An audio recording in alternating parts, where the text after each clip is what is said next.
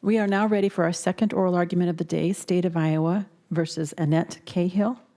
And I believe I'm pronouncing this name correct. Elizabeth Araguás. How'd I do? Close, Your Honor. Araguás. I'll try it again later. See if I can remember.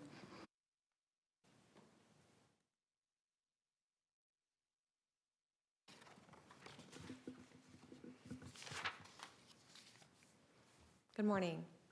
May it please the court, Mr. Sloven. I'm honored to be here this morning on behalf of my client, Annette Cahill. My name is Elizabeth Araguás. On behalf of Ms. Cahill, we are exceptionally grateful to this body for considering this matter on further review. We'd like to use our limited time with the court this morning to discuss three main points. First, that the Court of Appeals erred in its consideration of what materials were suppressed in this matter. This case does not come down to simply a one-page partial DCI report presented in the midst of the second trial, but also includes erroneous information that was provided to the jury that was allowed to go unrefuted by the defense, that DNA testing was not available in the 90s to the Iowa DCI, that DNA testing, that mitochondrial DNA testing was never brought up, although it has been a procedure utilized by the Iowa DCI through FBI laboratories for some time, and that lacking that context and that ability to impeach state witness testimony was prejudicial to the defendant and allowed the jury to hang its verdict largely on the testimony of witnesses who should have been excluded. So we'd ask this court to find that the scope of the materials suppressed were beyond just the one report, to find that it was favorable, this information suppressed was favorable and material, and to consider the motions made by the defense to exclude witness testimony of Scott Payne, Jesse Becker, and Cindy Crow. On the DNA issue, as I understand it, the hairs that were found were cat hairs, hairs from the head of a Caucasian, and then synthetic fibers. Do I have that right? Your Honor, there were 4 human head hairs, but in that grouping of articles found in the decedent's hand. As to the issue of suppression, the Court of Appeals Evidence exculpatory. well, the Brady doesn't require that the evidence necessarily be exculpatory. First, I just want to point out that we don't know whose hairs they were, and the district court errs and the Court of Appeals errs in presuming, without any real basis to do so, that we would have either a benign result of them being the decedent's own hairs, or that they could have been Ms. Cahill's hairs. Evidence in its current state, how is it exculpatory? It may not be, but it is still, even if it is not, it still fits within the Brady framework because it could potentially be impeaching. Trial based on evidence that you don't know whether or not it's exculpatory. Your Honor. In our Brady case law, we see that, for example, in Harrington, which is the only case that the Court of Appeals cites to, I believe, in its opinion, as it discusses Brady. In State v. Harrington, we have police reports that identify an alternative suspect, but even in finding that there was a Brady violation, the court in Harrington said that the defense probably knew about this alternate suspect, but that the full context of the report would have allowed the defense to have a stronger strategy and to potentially present exculpatory information to the jury. The trouble understanding kind of the posture or procedure in which you're presenting this. So it's a denial of a motion for a new trial, correct? Correct. Basis is newly discovered evidence. Is that right? Yes, in part. Okay. So with respect to the newly discovered evidence piece, counsel knew of the hairs at the time of trial. Is that right? Harrington, we knew that there had been, we had some basic information that there were hairs found in the deceased hand. But like in Harrington, when you have the report, when you have the information from the DCI, the mtDNA testing is available to the Iowa DCI. When you have the information, So, but the counsel knew about the hairs at the time of trial. information that human hairs had been found in the hand. Strategy to note that the hairs were not tested.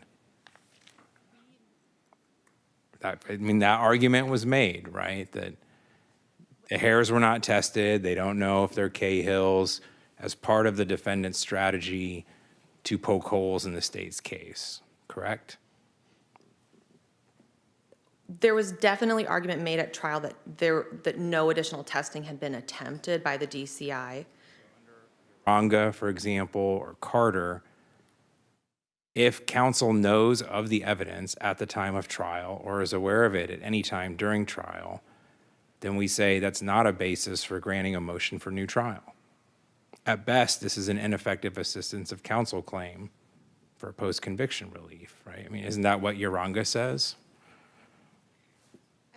To that holding in particular, Your Honor, but this case is about more than just the hairs and whose hairs they were. The state did not list as a minuted witness Paul Bush, who evidently prepared this report, and the state allowed the jury to hear evidence that was not true. They allowed DCI agents to testify that the DCI was not using DNA evidence widely in the 90s. Special Agent Ken Sandy testified to that. And then the more recent DCI agents testified that there was no new DNA evidence here and no DNA that could be tested. Or it that came up during trial, wasn't it from like 2001? It wasn't from the 90s, was it? Tell. What we know, and I have a copy with me today, but looking at the partial report, the top of it has the Wallace Building address. My understanding is that the DCI moved to its current location in Ankeny, I think in 2005. So at some point between the homicide in 92 and 05, they examined these hairs for possible STR DNA testing. So to answer Your Honor's question, I don't know, and the DCI might, in its own internal knowledge, know more about time dating the report, but there's nothing in the record to specify at what point between 92 and 05 it may have been generated. At the time of trial, when this report surfaced and you received a copy, at that point, you said, well, let's go on. You didn't move for a mistrial. You didn't move to pause the trial, anything like that. You said, let's go on.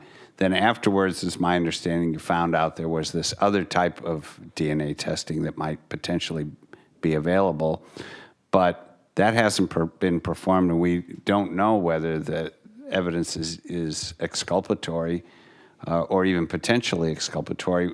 Given all these questions, isn't this better for a post-conviction relief motion? But it's also appropriate for this court to consider at this juncture because, as Your Honor's pointed out, the defense did not ask for a mistrial the moment the report hit our hands because the suppressed evidence is more than just this one page. The state had never listed Paul Bush, the DCI criminalist, as a minuted witness. The state had already, at the point we had the report in our hands, presented testimony to the jury that was not true, that DNA testing in general was not available to the DCI in the 90s, and that there's no new DNA evidence to be tested here. Not true. I mean, I think, at least in my reading of the transcript, the time frame they were talking about when they presented that was the 1992, around the time that of this murder. How do we know that that's inaccurate? It doesn't. I think that goes to the impeachment facet of this, that the defense could have wobbled the credibility of those DCI and Sheriff's Department witnesses in a way that we weren't able to do if we'd had the information timely, if it wasn't suppressed, if we knew that the state could access mtDNA testing through regional FBI labs, which the state knew, and if we knew that DNA evidence was being tested by the DCI in the 90s and just wasn't for whatever reason here, We're not able to drill down in the trial, and there's no forensic evidence in this case that ties this defendant to this homicide. So everything matters. Go ahead. Since we're getting down on time, I'd like to talk about that admissibility of the witness testimony, that 5.104 challenge.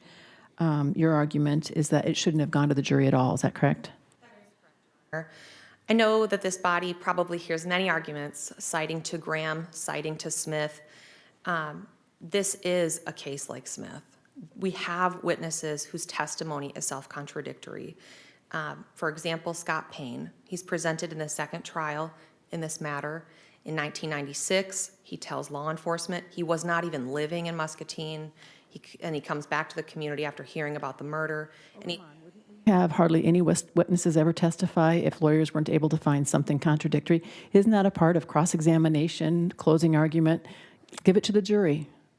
Certainly, Your Honor, and that goes to, this is such an old case, it's a cold case, and it should have been investigated better. But in this case, the most damning self-contradictory statement is that in 96, he tells law enforcement he heard through the grapevine that our client burned a diary. In 2019, all of a sudden, he has a story that he was living in the area, he was using meth, essentially in a 3-day bender at the residence where our client was living, and that he saw her from quite a distance with his own eyes burning bloody clothes. How is that different than other apparent weak testimony that somebody wants to keep out completely? Shouldn't it just go to a jury? No, Your Honor, respectfully, this is like Smith, where this is the only thing that links this defendant to this crime. Undoubtedly this is a homicide. Someone bludgeoned Corey Winnicke to death.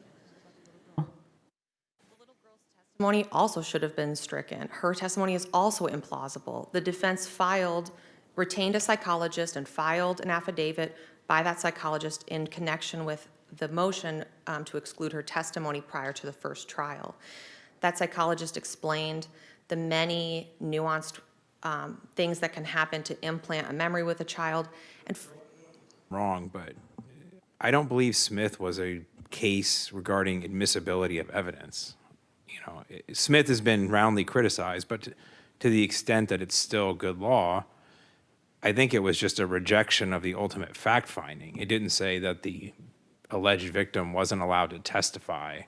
And I'm not sure how a district court judge would make that determination prior to the witness getting on the stand, unless you were to do kind of a cold run through in front of the judge to make a preliminary admissibility determination on whether the witness's testimony is sufficiently credible to go to the jury. So correct me if I'm wrong. If Smith is a rule of evidence case, I must have misread it.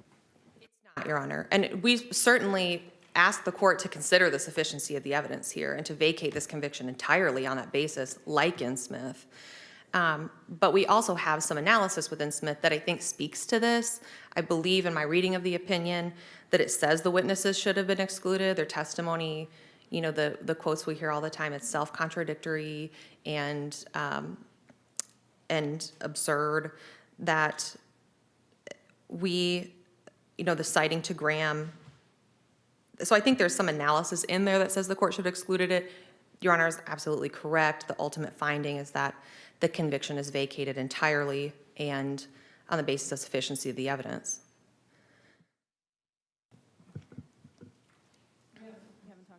The little girl, I guess her name is Jessica Becker. She's not a little girl anymore. But that chance encounter with law enforcement, you said earlier that the person who was talking about something from 20 years earlier was the only evidence. But Jessica Baker was part of the state's case for evidence too, correct? And her mother?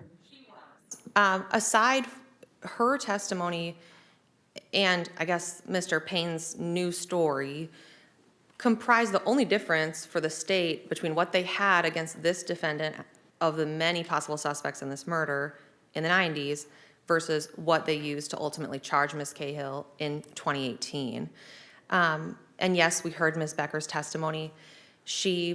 We were able to cross-examine her and impeach her testimony to some extent. Her testimony doesn't have as many self-contradictions as does the testimony of Mr. Payne, but there's certainly major concerns to it, and in absence of any physical evidence or eyewitness evidence that our client committed this crime, there are a lot of concerns here about that she was allowed to testify. And Example that she had mixed up where the stairway was in comparison to the wall or something. But when you have sex abuse cases, for example, I've noticed the state's approach to their the child's testimony, they don't want a lot of details like that. If you can remember something traumatic in your life, you remember the trauma. You don't remember all the fluff around it. Wasn't she extremely consistent about her memory? final trial, she doesn't remember why she was at the house. She doesn't remember. Potentially, but ultimately, isn't the entire testimony of Jessie Becker fluff? She doesn't see our client commit a crime. She says she sees our client crying in front of black candles. It's not probable, and it's not a real confession. My time is running out. With that, we reserve the rest of our argument for rebuttal. Thank you. It's Araguás, right? Yes, sir. There you go. Mr. Sloven, I know how to say your name. You can come on up. Thank you, Madam Chief Justice, and may it please the court.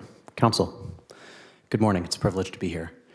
So I'm not entirely sure what is meant by that the lab report is impeaching of agent's testimony. I'm not familiar with that argument from the prior briefing or the application for further review.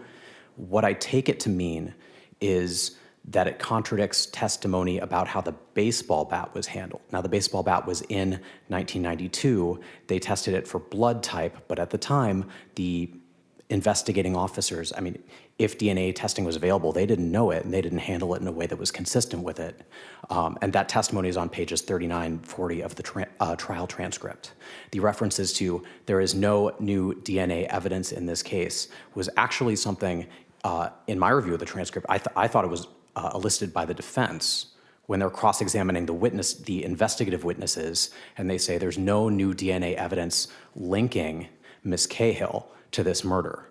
Now, there is new lab report evidence that when the investigation was reopened, they went back and tried to test some of the other evidence. There's lab reports that the defendant had. If you look at Defendant's Exhibit G, that's on page 360 of the appendix. This is a 2018 DCI lab report about going back and trying to test some of the samples that they had, recomparing them, and they didn't uncover any additional matches. These are facts that the defendant had.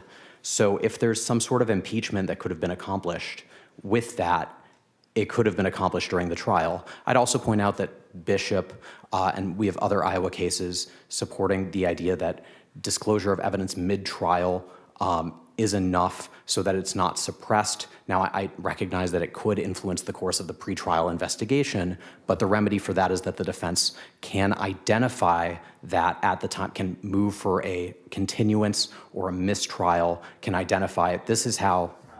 Problem. I'm somewhat sympathetic to Ms. Araguás's dilemma there. So in the middle of trial, the report is produced, and at that point she says, I'm fine, we're not going to intend to do anything if the state doesn't introduce it. But then later on, the defense, after the trial's concluded, the defense realizes, well, there might have been some other potential way to do a different kind of DNA testing. That's a conclusion they might well have been able to come to if they had the item before trial. Having it during trial, in the midst of trial, you're worried about the trial. You're not, worried about thinking about other testing that you can do, right? For a continuance to assess the evidence and consult, do some research as to what it might mean. Now, I think that report in itself is, as the parties recognized, favorable to the state, because the defense was, look how inadequate the state's investigation was. We don't know what would have been discovered if the state actually did a competent and full investigation. And this report says, well, we did test the hairs, or tried to, and they weren't suitable for the kind of analysis that we had. Now, I will also point out that the argument that mtDNA testing can produce hits on CODIS is incorrect. CODIS uses STR profiles. So This matters because it impacts the materiality of any mtDNA testing that could be performed. What the trial court said, I think correctly, is let's say that you do an mtDNA test. We don't have any other mtDNA samples. The only ones that were offered that the defense identified as things that could be obtained are Cahill, Winnicky, and Jody Hotz. So if it comes back and it doesn't match any of them, what does that tell us? And it doesn't really tell us anything, or it doesn't tell us much. There's all sorts of people who Mr. Winnicky had liaisons with, and the fact that, if it could be matched to somebody, that could potentially matter. The problem is that there's no mtDNA known comparison for any of the people that Cahill is asserting that it might have belonged to, and finding an unknown sample would not be material or relevant. I'd also point out the facts of, and this is, I think, very well explained by the prosecutor in the motion for new trial hearing, that the facts of the crime scene and the photos, this was an assault done on a by surprise on an unaware victim, and then he was beat on the floor from the range of a baseball bat. The likelihood, I'm just saying that it seems exceedingly unlikely that the hairs in his hand belong to anyone or belong to the assailant who is standing the length of a baseball bat away from Mr. Winnicky's torso and head. Photographs that the fatal blow was struck in the back of his head. It's just the back of his head is bashed in. And he's lying like that as if there's no real evidence of any struggle. There's nothing on his arms or anything like that that was suggested. Blood on the wall suggests that he was struck in the side of the head while in bed, maybe just sitting up, rolled out of bed onto the ground, and then was hit on the ground. Nothing suggests that there was any opportunity for him to even react to the assailant's presence by even reaching towards them. I'm not saying that precludes. I think that the district court was right to say that that there hasn't been a showing that the results of this testing could be material, especially given the absence of comparison knowns for an mtDNA sample. Ms. Cahill have a right to obtain testing in a separate procedure under Iowa Code Chapter 81. So I think that the materiality analysis, favorability and materiality analysis, is in play there, and I'd say for the same reasons that would become a problem for an application for that testing here. But I also think that it shouldn't be pursued in, it wasn't really raised. Chapter 81 wasn't cited, if I recall correctly, in the post-trial motions, and I don't remember seeing any reference to Chapter 81 in the trial court's ruling. So I do think that there could be a claim, or it's hard to look at the district court's finding, the trial court's finding in the Court of Appeals opinion saying that this evidence cannot, on the current record, be material. Hard to look at that and not say, well, that has some effect on the Chapter 81 application, because it would depend on the same fact that was already resolved to dispose of the claim in the motion for new trial. Although I do think that Cahill might be able to provide new facts that change that materiality analysis. I don't want to speculate as to what those might be. But I think on this record, the district court has already said that an mtDNA profile, the best it could show for her was that it's not Winnicky, not Hotz, not Cahill. And that wouldn't be material because of it just wouldn't establish that the person whose DNA it was the assailant, and it wouldn't meaningfully strike at the heart of the evidence establishing that Cahill was the person who committed this murder. I also think that, I want to emphasize that it's not favorable that the analysis was attempted and couldn't identify, or that it wasn't suitable for analysis, because it helps show that the investigation was not, didn't just get hairs and do nothing with them. They attempted to do the analysis that they had available and didn't get it. Now, I'd say there's two separate kinds of defenses. If this court wants to talk about the speedy trial claim, or the delay in investigation, there's a inadequate investigation defense where the claim is that, look how bad the investigation was, look at all these things you could have investigated, should have investigated, and didn't. If you had, who knows what you would have found? That gives rise to reasonable doubt. there's a separate defense of third-party guilt. This person did it. Here are facts establishing that this person did it. That person is the culprit. That's reasonable doubt as to identity for this defendant. The reason they're different is because the inadequate investigation defense, you can use statements for non-hearsay purposes to establish the need to conduct a particular investigation, and then the relevant point of proof is there was a need for this investigation and then it wasn't done.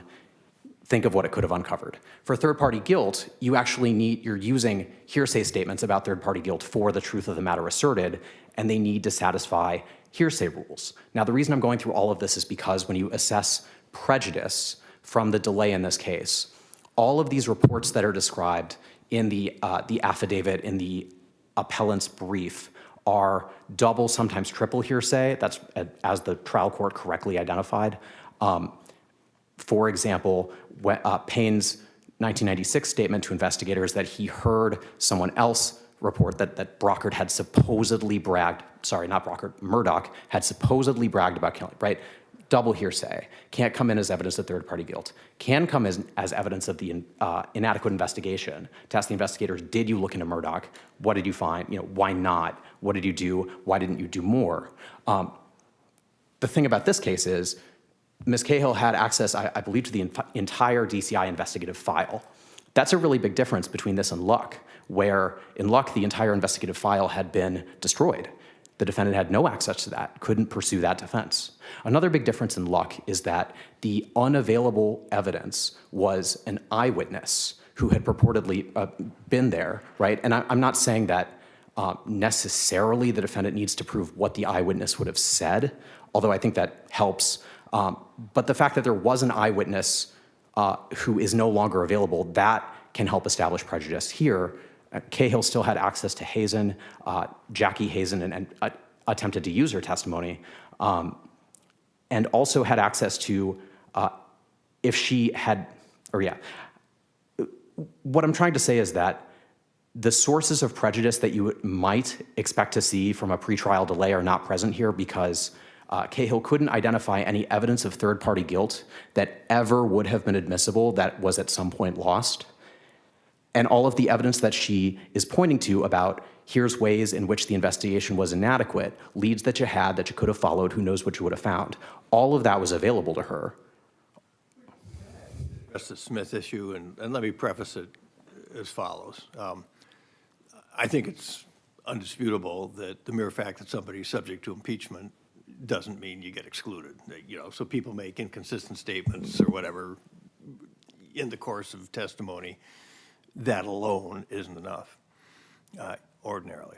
On the other hand, we have Smith, which seems to stand for the view that, well, yeah, ordinary impeachment happens every day, but there's a point at which testimony becomes so unreliable and is so contradictory that we ought to exclude it. I'm not sure I have any tools for deciding when something ripens from ordinary impeachment to become a Smith problem. And can you help me with that? Yeah, I can. You should overrule Smith. The problem with Smith is that it substitutes the common sense lived experience credibility assessment of the appellate court reviewing on a cold transcript, substitutes that not only for the jury, but also for the trial court judge. Now, the proper way to do this challenge... But for now, Smith is our law. Can you help me within the Smith framework? Or you just tell me you can't because it's unworkable?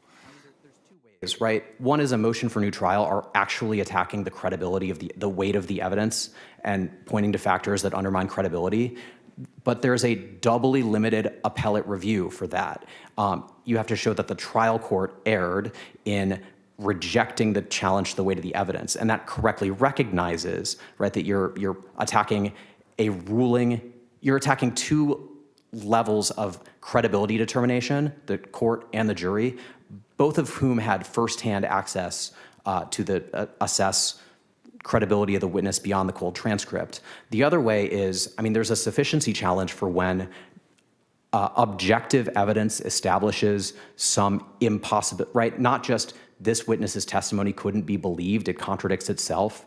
Because I think that juries and fact finders can decide that, you know, can credit parts of testimony and not others, and can understand when something is said, and can kind of suss out what the witness is trying to say, even if the words in a cold transcript look like they might be contradictory. It may be delivered in a way that makes sense.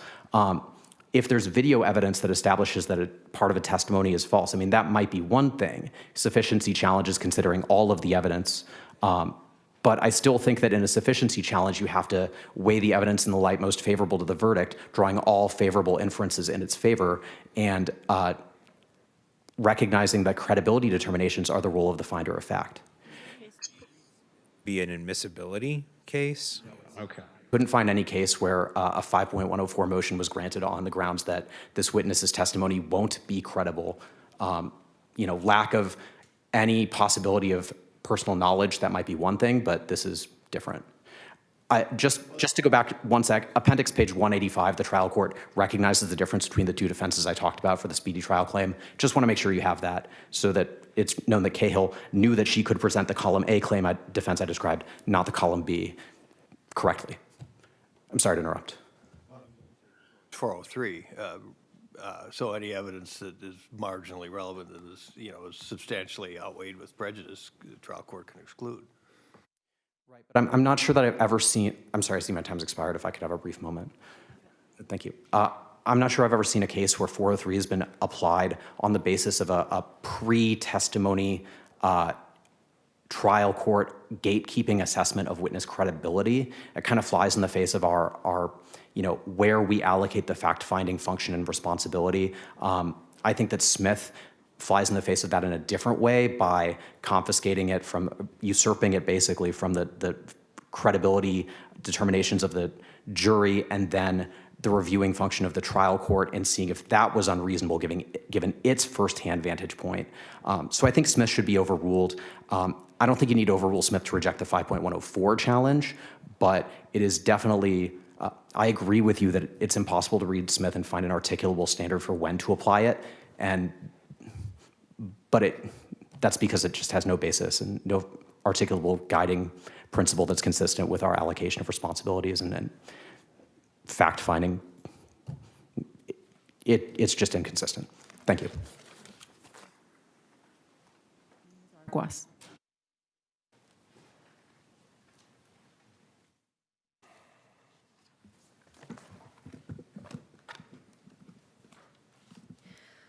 First, to address the state's assertion that the Brady material here was not material, would not have changed the outcome of this trial. The lab report and the information that was excluded is potentially impeaching and could have changed defense strategy. I think because there is the potential that the hairs found in Corey Winicki's hand could be absolutely exculpatory to Cahill, we can get lost in that and forget that. Here's the problem I have with that. I mean, you have to compare the trial as it went, where you were able to present the argument, or at least the implication, that there were these hairs in the hand and nobody from the state ever bothered to test them and see if they matched your client. And the state, of course, you could have tested them, but the state's not allowed to argue that to the jury. And so that's how it actually went down. And then the counterfactual would have been, you had this report beforehand saying that the predominant form of DNA testing was attempted, and it was impossible to identify whose hairs they were. The testing couldn't be performed. Under that counterfactual, what would you have really? It's hard for me to see you would have been better off than you were at the trial. I mean, and if that's the case, then how is the fact that you didn't get the report until the middle of trial material? Your Honor, again, to go back to kind of what I was saying, was materiality is not simply conviction or acquittal under Brady. It's, do we lose confidence in this verdict? Does it change the possible outcome of the trial? We need to look at defense's strategy in an overarching way. I appreciate what Your Honor is trying to do in analyzing the real ripple effect of if this had been different. If the Factual. What would the new trial look like now that you have the report? If the defense had the information that it was entitled to in a timely way prior to the trial. If, for example, we'd been given this partial report, the defense could have deposed or called as a witness Paul Bush, the criminalist at the DCI, to get information about what had been attempted here. The hair was there, and you didn't bother to test it before trial. I mean, even though it could have, you had no reason to, you didn't even know that the whatever it is, STR, whatever the name is it couldn't have been performed, and you didn't bother to do that. I mean, I think you made a strategic judgment, which may well have been a good one. So, you know, given that fact, how likely is it under the counterfactual where you had that report before trial, you would have done some alternative form of testing? I'm sorry to interrupt. Even in a universe where the defense chose not to proceed with testing the hairs, the level of impeachment would have been ratcheted up as against all of the state's witnesses, and this is only witness testimony that ties this defendant to this crime. At least in my mind, two separate issues. The defense team already knew about the existence of the hairs. So the only thing that's really at issue for new trial purposes, arguably, is this report. So whether or not testing could have been done is really kind of irrelevant to the analysis, because that could have been done before this trial, right? I mean, we're looking solely at what changes based on the report, not the DNA testing, not anything else, right? I would respectfully disagree with that. And to the point I was just discussing, even in a world where the defense did not test the hairs, the level of impeachment of these law enforcement witnesses could have been more severe and more specific to say, oh, okay, so the DCI has the ability to do mitochondrial DNA testing, right?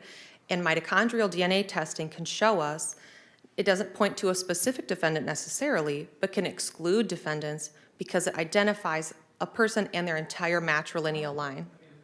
Can it, though? I mean, on his hands were cat hairs, too, right? And so there doesn't seem to be really any evidence that whose hair was on his hands was the person that assaulted him.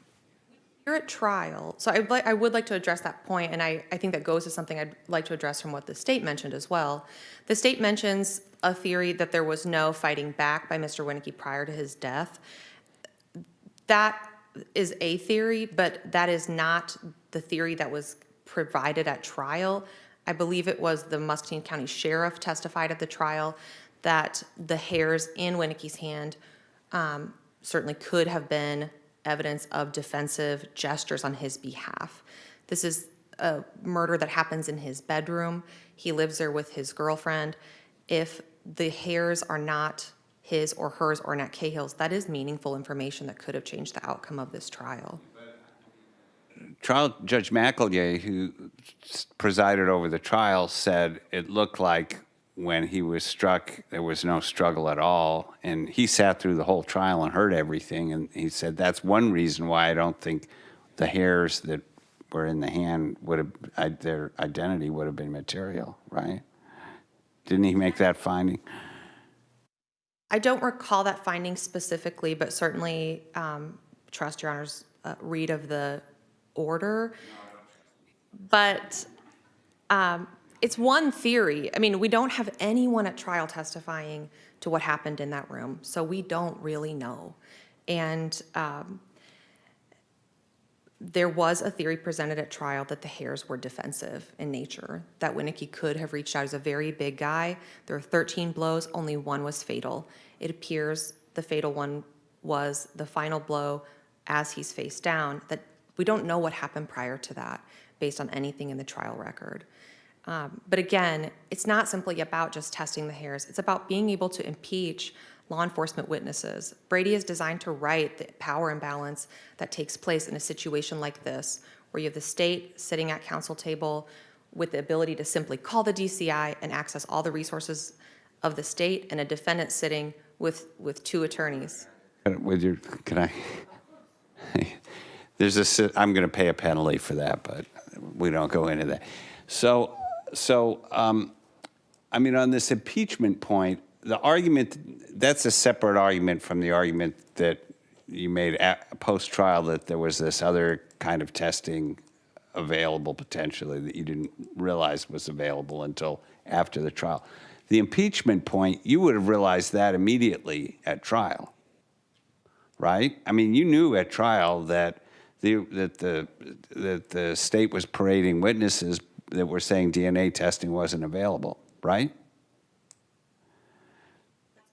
True. At the point in which the report comes in, we've already heard from several state witnesses. Asked to have them recalled or whatever. I mean, there were things you could do. So in terms of that, the disclosure was not too late if that's what you thought the value of the report was, right? Potentially, Your Honor, but we think that that's a really big burden to shift to the defense, and having information in the middle of trial is a really tough thing to overcome. Thank you for your time. This Cahill is hereby submitted, and court is adjourned for the morning. Hear ye, hear ye. The Honorable Supreme Court of the State of Iowa is now adjourned.